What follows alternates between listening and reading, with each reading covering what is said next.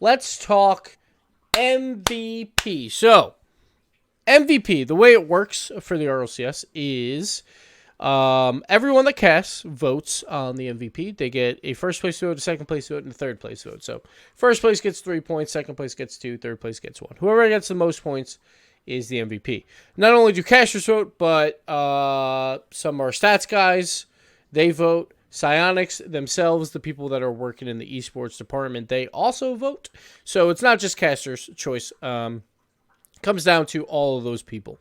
So that's how we determine MVP. So everyone gets a first, second, and third place vote. We're all equals. So what I'm about to talk about with this MVP stuff is not necessarily the MVP. This is just my vote in that thing, if that makes sense.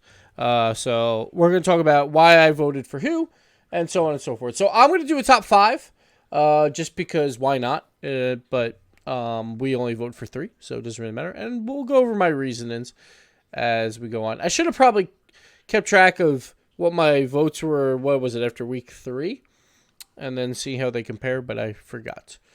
Teams don't vote, no teams. Hey, do. All right, let's talk K-Dot. Well, we'll get there.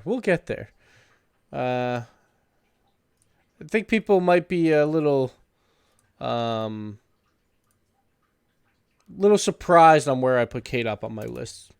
But anyway, let's get to NA first, because NA, obviously is on Saturday and Europe's on Sunday. So we always do NA first. That's how it works. All right, number 5. Now, he didn't have the greatest stats, and honestly, I didn't know who else to put here. I was trying to figure out, I don't really think there is a 5th place, really, in NA. I feel like no one really did all that well in order to get a 5th place. Rogue only finished 2 and 5, but I felt like Kronovi was just so consistent for his team the entire season that I feel like that's why I put him up here. I was going to maybe pick someone from Space Station, but I feel like they've all been, okay. Probably Sipical could have been here instead of Kronovi. But I wouldn't worry too much about this 5th pick. It was I couldn't really think of anyone else. The other one would have been Ghost.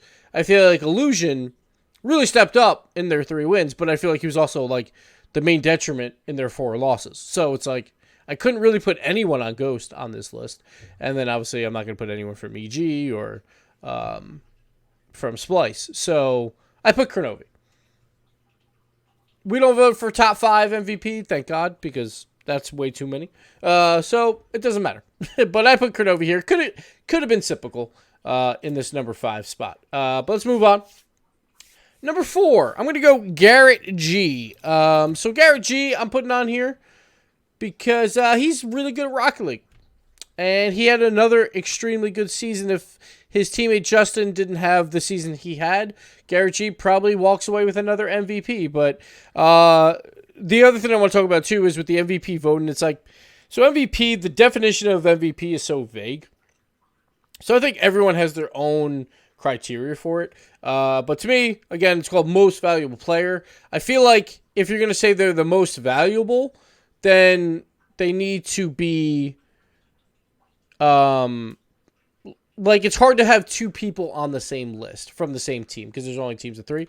Because if someone's really valuable and someone else on their team is also really valuable, then is the first one actually that valuable? I'm not really sure. But for the case of Justin and Garrett G, and honestly Fireburner, all 3 of them had the seasons of their careers, basically. Garrett G probably has had maybe 1 or 2 better seasons before, but Justin and Fire, I don't think we've seen them have better seasons in a really long time, at least for Fireburner. And for Justin, this is his best season yet. But Garrett G, he's really good.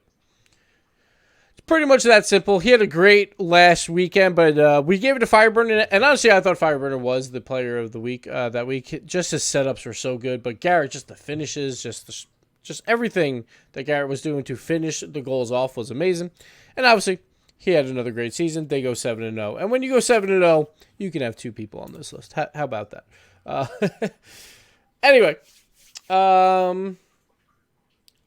let's go to number 3. So these are my actual votes for MVP that I will be putting on the sheet whenever we have that sheet made. But yeah, so number 3, I have Gimmick. I feel like Cloud9 could have been a lot worse this season without Gimmick. I thought on the offensive end, he was doing fantastic job. He led Cloud9 in goal participation with 2/3 of the goals, at least goals or assists, and 2/3 of the goals that Cloud9 has scored. And Cloud9, obviously, they went to, I believe they were the second best offense, probably again, as always. Yeah. Energy obviously destroyed everyone in most categories, and that's also why they probably get some more MVP honors here. But yeah, the second best offense, and I think a lot of that ran through Gimmick. And I feel like without him this season, Cloud9 could have been really struggling. I feel like Torment had a pretty down season. I feel like Squishy was relatively quiet as well. I think Gimmick was their one shining spot for most of the season. So I'm going to give Gimmick here. He's also 5th in goals plus assists, just in general, in the entire league, which I'll show you here so you guys can see it. So we go to advanced. It's called points per game on here.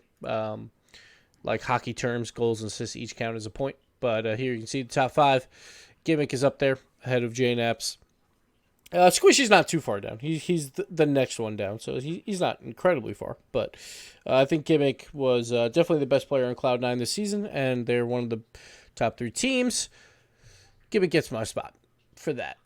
Chicago will be my number 2. Chicago had an insane season. Like, it's one thing that I was a little disappointed that I didn't talk about yet, but I will talk about it going into the regional championships. He set records this season. Goal participation. Remember last season when everyone's like, man, Cooksier's literally doing everything on this team on the offensive side. Well, guess what? Chicago beat that record by 3%. By 3%. He hit 84% goal participation. He beat Cooksier, who's actually at like 81, and we're going to round here, so it would be 3%. So Chicago, like, without him on the offensive side, I think G2, we talk about how they kept winning some of those game 5s or how clutch they were. Like, Chicago, without him, I don't think G2 is up here. They purposely played this way. They had Chicago and JNAPs up trying to play like a 2-man offense, which honestly doesn't really work anymore, but G2 made it work for what they needed to do. They were a little bit down on their offensive output anyway for G2 standards. They did wind up sneaking back into the 3rd place spot for goals per game, just barely, or tied for 3rd. But for a while, they were down in the 6th spot. So without Chicago on that offensive side, they could have been in some deep, deep trouble.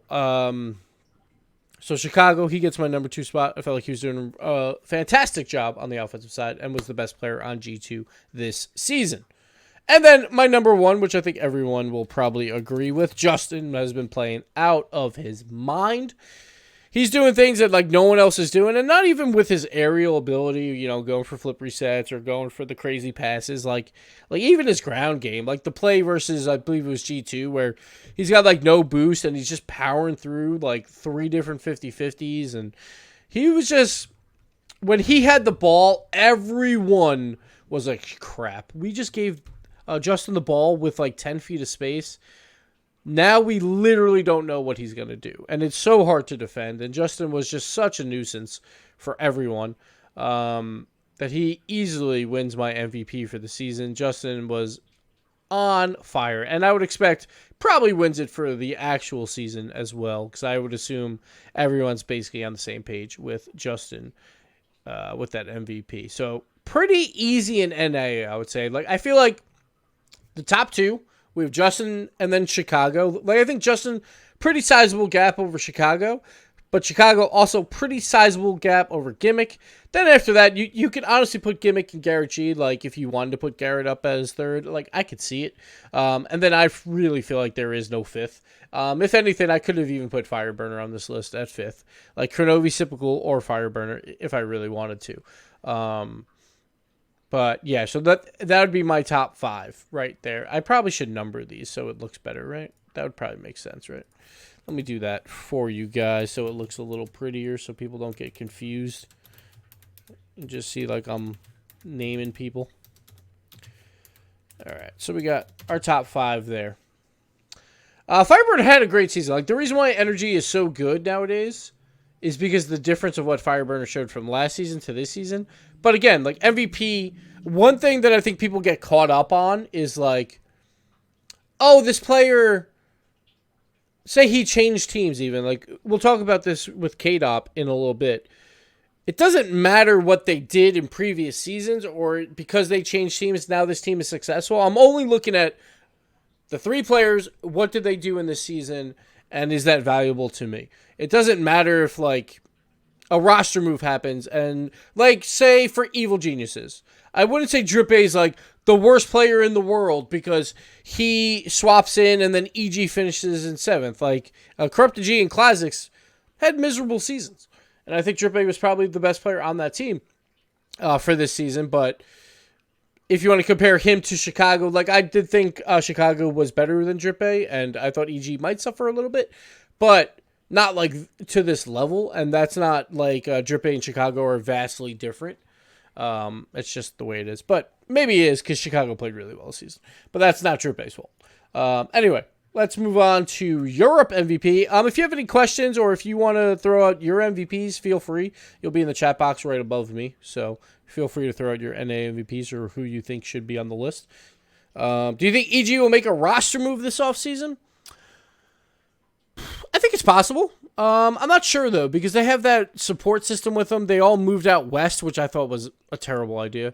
And it doesn't look like it helped them at all. But I don't know. Because it seems like they're trying to, they all moved out west to play together. I could see it happening. I think if it did happen, I think Classics would be the one probably to get the boot. And I don't know if that's fair, but I think Corrupted G might have a more, like, leadership aspect on that team. It might have more pull just because of that. Not necessarily because of performance, but I think that might be a case. But we'll see. Let's see. G2 is starting to put Rizzo in the offense more. Yeah, Rizzo slowly but surely is moving up on the offense. He's going for a lot of demos towards the end of the season, which is nice. I think, so I have to look up the records, but I think he absolutely destroyed the lowest goal participation record. Rizzo was like so far down, and again, that was their play style. That's what they were going for. But it's so weird to see. He's only at 32%. I think 46 might be like near the second lowest. It's usually like 45% is the lowest. I looked back on a couple seasons, but I didn't go all the way back yet. But 32% goal participation is incredibly low. That is so incredibly low. So it's so weird that this is working for G2 because no one else plays this way. But yeah. Anyway, let's keep it going. We're going to go over to the EU side. So let me bring that up here. If you guys have any guesses on my EU list, I bet you all will be wrong. At least for top 5 purposes. Top 3 you might be able to get. So let's go over there. Is Rizzo the new Gibbs? It's basically like that. I'm like, damn. Like, they're literally playing like the old playstyle like that. Like, obviously, Rizzo moved up a bit more for demos and all that stuff. But, yeah. I'm going to move over this EU thing just a little bit. Give it a little space. A little breathing room. All right. That should be good. All right. Let me open it. But yeah, while I'm making this numbered list, you guys can give me your thoughts on who you think Europe MVP is. All right. Chaussette, number 5. Okay.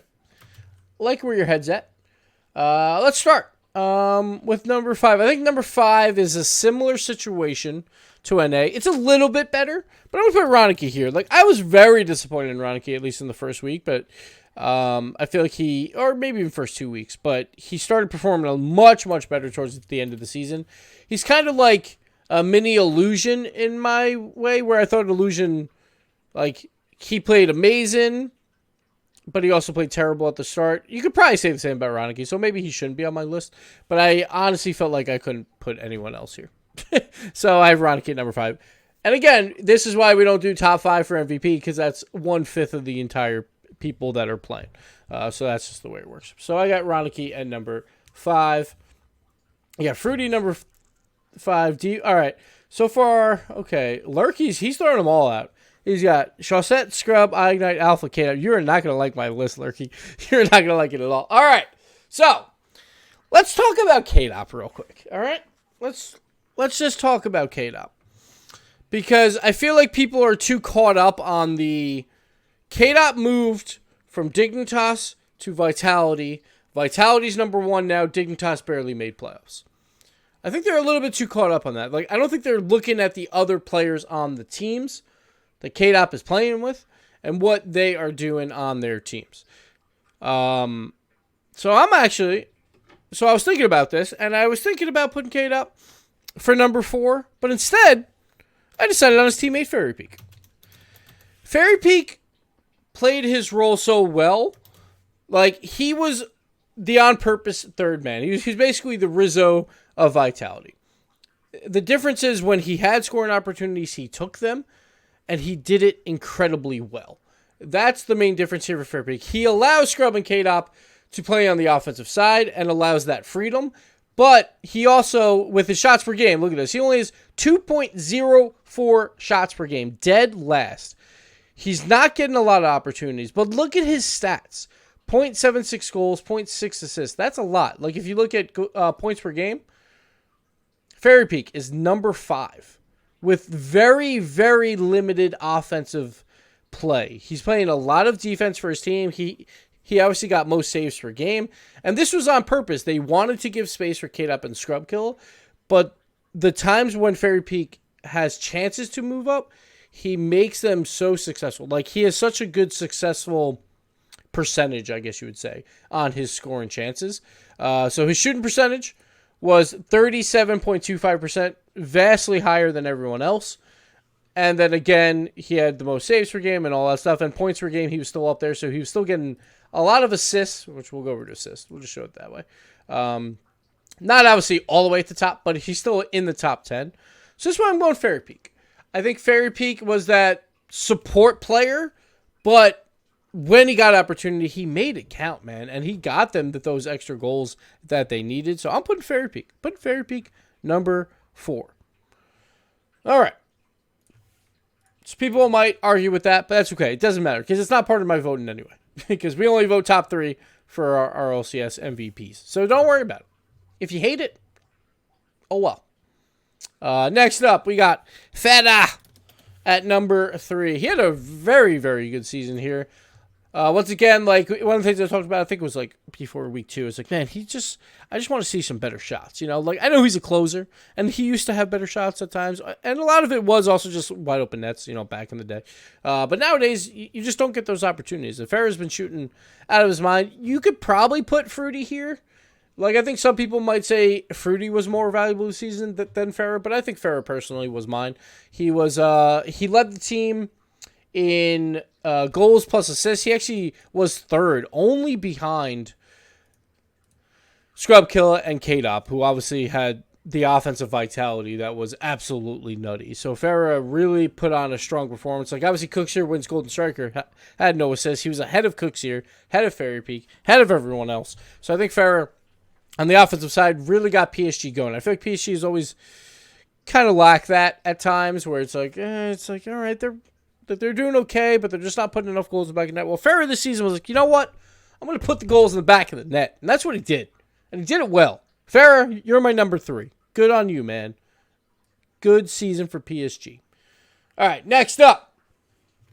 I love watching Shawset personally, too. But I feel like Shawset, a little bit quieter of a season. That's not necessarily a bad thing. I just feel like, you know, the value for Shawset wasn't as high as most seasons. I always have Shawset as a very valuable player on this team, but I felt like this season Farrah really stepped up. I feel like Shawset was probably the least valuable for his team, but that doesn't mean he had a necessarily bad season.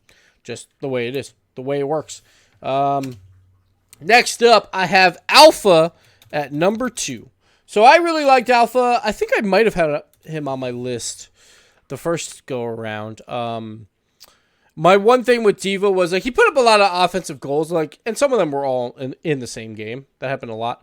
But Alpha, I felt like these last 2 weeks, man, just playing out of his mind. Like, did you guys watch week 5? Like, that alone puts him as my number 2. Week 5, Alpha was scoring from everywhere. He was doing weird-ass stuff.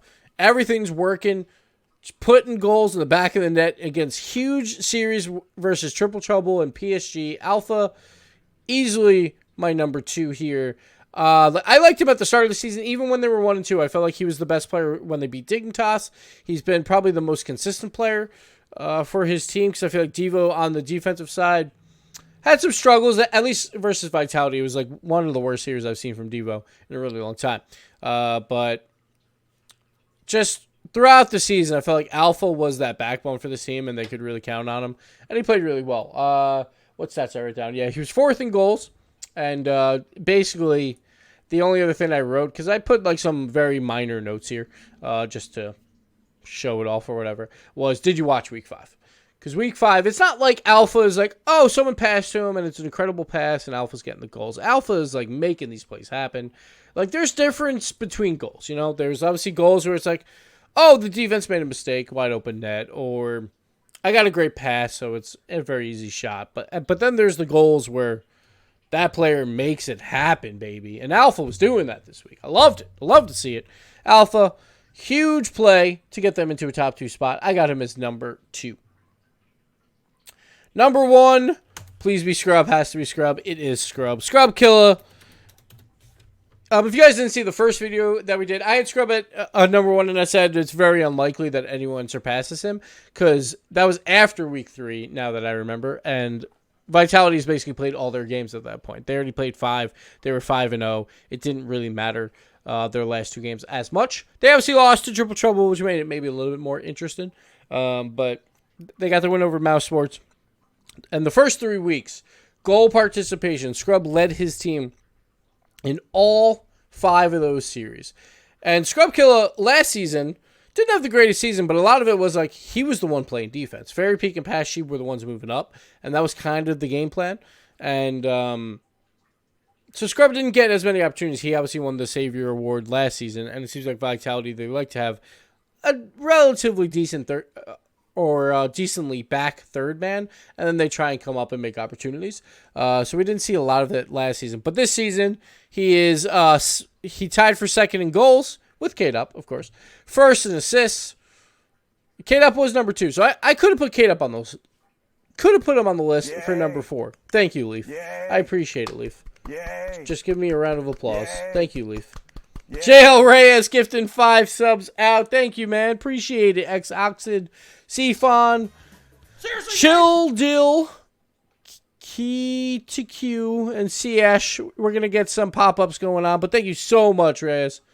You are the man. You are the man. But, so, like, I could easily put K-Dop, but I felt like Fairy might have been a little bit more valuable. I don't know. You can obviously have all 3 on your top 5 if you want. That's fine. Doesn't really matter. I don't personally like having 2 from the same team in my top 3 when I vote. Seriously, James? So I usually don't unless it's a very extreme circumstance. So my top 3 for voting purposes, again, would be Scrub, Alpha, and Farah. And then on the NA side, we have Justin, Chicago, and Gimmick. And again, the RLCS votes are going to be going on this week. I believe we're probably announcing them this upcoming week, so make sure you check that out. But that is the plan. So you will know MVP before we get into the regional brackets. And yeah, we're just waiting on the other votes from everyone else. But for my personal MVP, it would be Justin and Scrub, which is crazy. It's like the 2 really young guns are coming out. Scrub also extremely disappointing season last season. He comes out and gets the MVP of this season. He wasn't even the rookie of the split or the rookie of the year last season. That was Fruity for Europe. So Scrub making up for it. He's going to play in his first World Championship. That's going to be really fun to watch. And then, of course, Justin has just been getting better and better every single season that we've seen him play. And turning into maybe the best player in the world. Who knows? Who knows? We had this argument. I think it was like me and Lawler. I'm like, I think I would have Scrub a little higher, personally. Just slightly higher than Justin. But it's hard because I feel like it's really, really difficult. Like if I had to say who's the best player in the world right now, it's really, really hard. But I think I might narrowly have Scrub. But Justin's been doing some incredible things, so that could easily change. I just want to see them play at Dallas, DreamHack Dallas, and see them play at the World Championship. That'd be a lot of fun. But if you have any thoughts on my MVP or why I'm wrong, let me know. Justin, Alpha, and Scrub or Simmer, who do you think does it best? Yeah, like, I would say Scrub maybe just slightly. Like, I feel like Justin...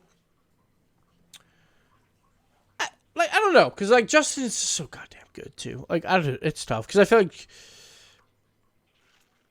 I don't know. It's really hard. Like, I feel like Scrub's probably better on the ground. Justin might be better in the air. But Scrub has that, like, 1v1 sense, if that makes sense, that I think puts him past Justin, just slightly.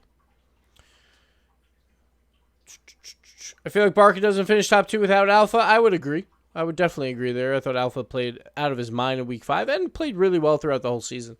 But I don't think they finished top 2 without Alpha for sure. I was a little nervous about Barcelona towards the end of that PSG series because they started getting Nancy again. It was like very similar to what I saw at DreamHack when they played against Dignitas, where they all started like getting Nancy and we're like, we're going to start flying for a lot of these balls that are like way too early to fly for. And they started doing that in that overtime versus PSG. I was like, uh-oh, this isn't good, but they did get the win, so it all worked out in the end. But they always got to be a little careful about that. I think Garrett G is a key player for NRG. Garrett G is insanely good. He's consistently, like, he's the greatest of all time, I would say, in NA. Easily, probably, right now. Yeah. That's actually not a very bold prediction or bold like stance there. So I don't know why I even said it. But yeah, easily greatest of all time in NA. And yeah, like I think K-Dop's making a case for greatest of all time, but that doesn't mean he has to be the best player in the world. He's still playing obviously amazing, and he could easily be on this list. But I thought just value wise, Scrub did everything better than K-Dop did this season, in my mind, on the offensive side. And Fairy Peak, for the defensive support style, just played it so goddamn well. Like, I could easily put Fairy Peak probably number 3 as well here. But Farrah had a really good season, so I wanted to recognize that. But all 3 players, like, obviously, like, if you're the best team in your region, all 3 players are really going to be stepping it up. So, yeah. But I think K-Dop, he might be 3rd best on his team right now, which is fine. He can still be greatest of all time and be 3rd best on his team. That doesn't matter. Like, I think K-Dop, K-Dop's been in the conversation for best of all time with Turbo. I mean, like, Turbo has that 3 championships, right? Like, I don't think Cookseer's been up there for a long time now. He's still really good, but I don't know. You have to get the performances, right? And he just doesn't have them. Yeah. But that's going to do it for my MVP talk. You'll find out who wins this weekend for the MVP. So come and check that out. They win a cool $2,500. So that's not bad. It's a nice little extra payday for them. That's half of what the World Championship MVP gets. So I think the World Championship MVP, I think it's still at $5K. I'm actually not sure. But that's not a bad chunk of change. Not at all. What about a lot? I mean, so for my MVP, I will never, literally never put a team that goes to promotion relegation on my list. Because, like, if you were that valuable, your team would not be going to a promotion relegation. I thought, oh, there's a squirrel right outside my window. Oh, it's a chipmunk. He's just chilling. He's just chilling right there. I don't, like, a lot had a good offensive performance, but the problem is Mouse Sports defense. And I feel like all 3 of them just kind of move up way too far all the time. So I don't know where to exactly put him in a value category. But yeah, okay. That'll do it for the MVP talk. Thank you guys for watching on the YouTubes, and thank you guys for watching on Twitch live. But yeah, that'll do it. We'll see you guys this weekend. We'll have predictions later on in the week, as well as maybe a VOD review if I have time. My sister actually just had a baby, so there's going to be less videos this week. So I have to go see the new baby. I'm an uncle times 2 now. So little baby Andrew. So there might not be as many videos this week on the YouTube portion because of that. But, yep, that'll do it. I'll see you this weekend.